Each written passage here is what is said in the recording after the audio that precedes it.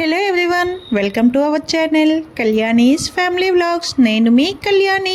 చూస్తున్నారు కదా, ఈరోజు మనం సింపుల్ రెసిపీని అయితే ప్రిపేర్ చేసుకుందాం. ఇది చాలా సింపుల్, అలాగే చాలా టేస్టీ రెసిపీ. ఆల్రెడీ నేను దీన్ని షార్ట్ ని కూడాను పోస్ట్ చేశాను. అది కూడా దానికి కూడా చాలా మంచి రెస్పాన్స్ అయితే వచ్చింది. కొంచెం డీటెయిల్ గా కావాలన్నారని మళ్ళీ సేమ్ వీడియోనే కొంచెం డీటెయిల్డ్ గా పెడుతున్నాను. ఇప్పుడు వాచ్ చేసేయండి, క్లియర్ గా వాచ్ చేసి మీరు కూడా ఈ సింపుల్ స్వీట్ డిజర్ట్ ని ఈ సమ్మర్ లో ప్రిపేర్ చేసుకుంటే ఇంటిల్లిపాది చాలా ఇష్టంగా చాలా బాగా తింటారు. అంత చాలా బాగుంటుంది. మరి దీనికోసం ముందుగా ఒక పెద్ద గిన్నెలో 1 లీటర్ వరకు పాలు తీసుకొని అవి దగ్గరికి బాగా మరిగించుకోవాలి. అవి కొంచెం పాలు మరిగిన తర్వాత 2 టేబుల్ స్పూన్ల కస్టర్డ్ పౌడర్ ని మిక్స్ చేసుకుని, చల్లని పాలలో కస్టర్డ్ పౌడర్ ని మిక్స్ చేసుకుని ఈ మరుగుతున్న పాలల్లో వేసి కంటిన్యూస్ గా అలా మిక్స్ చేస్తూ ఉండాలి. తర్వాత మన స్వీట్నెస్ కి సరిపడా షుగర్ ని కూడా యాడ్ చేసుకుని దీనిని కూడా బాగా మిక్స్ చేసుకోవాలి. నచ్చినట్లయితే కట్ చేసుకున్న డ్రై ఫ్రూట్స్ లేదా కోకోనట్, గ్రేట్ చేసుకున్న కోకోనట్ దేన్నైనా వేసుకోవచ్చు. నేను ఇక్కడ కొంచెం కొబ్బరి కూరనైతే వేసుకున్నాను. డ్రై నట్స్ అవి మనం లాస్ట్ లో వేసుకుంటాం. ఇలా ఈ కస్టర్డ్ ని రెడీ చేసుకున్న తర్వాత కొంచెంసేపు చల్లగా అయ్యేలోపు మనం ఏదైనా ఒక బ్రెడ్ ని తీసుకుని, అది స్వీట్ బ్రెడ్, మిల్క్ బ్రెడ్ అయితే టేస్ట్ చాలా బాగుంటుంది.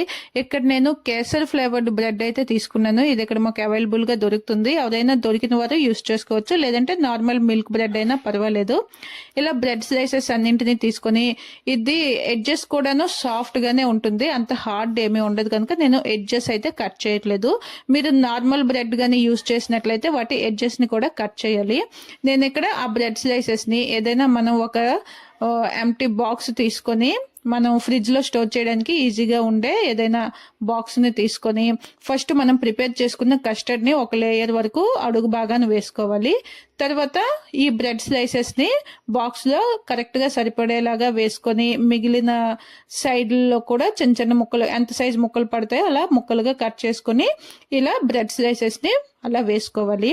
ఈ బ్రెడ్ కూడా చాలా సాఫ్ట్ గా ఉంటుంది, సో నేను డైరెక్ట్ గా మళ్ళీ కస్టర్డ్ నే వేసేస్తున్నాను. మీరు నార్మల్ బ్రౌన్ బ్రెడ్ లేదంటే వేరే బ్రెడ్ ఏదైనా యూజ్ చేసినట్లయితే కొంచెం పాలు, మనం కస్టర్డ్ పాలు కలిపే ముందుగా కొంచెం పాలునైతే సైడ్ చేసుకొని ఉంచుకొని, ఆ పాలతో బ్రెడ్ కొంచెం తడిచేలాగా ఒక గరిటెడు పైన స్ప్రింకిల్ చేసుకుంటూ తర్వాత కస్టర్డ్ అయితే వేసుకోవాలి. ఇక్కడ నేను డైరెక్ట్ గా కస్టర్డ్ వేసేస్తున్నాను. ఇవి కస్టర్డ్ ని అబ్జర్వ్ చేసుకొని పీల్చుకొని చక్కగా సాఫ్ట్ గా తయారైపోతాయి. కొంచెం హార్డ్ గా ఉండే బ్రెడ్ అయితే అలా పాలని కొంచెం 1 లేయర్ లా వేసుకొని తర్వాత కస్టర్డ్ వేసుకోవాలి. ఇలాగే మనకి ఎన్ని లేయర్స్ కావాలంటే అన్ని లేయర్స్ అలా అరేంజ్ చేసుకుంటూ లాస్ట్ లో ఫైనల్ గా చూస్తున్నారు కదా, ఇలా కట్ చేసుకున్న డ్రై ఫ్రూట్స్ వేసుకుంటే చూడడానికి అలాగే తినేటప్పుడు కూడా చాలా బాగుంటుంది.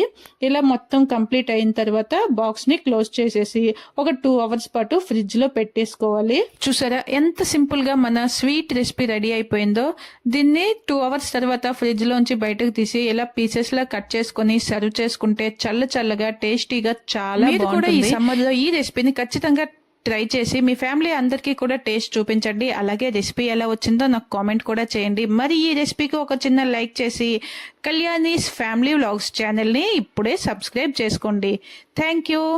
మరొక మంచి వీడియోతో మళ్ళీ మీ ముందుకు వస్తాను. Keep watching my channel. Bye bye.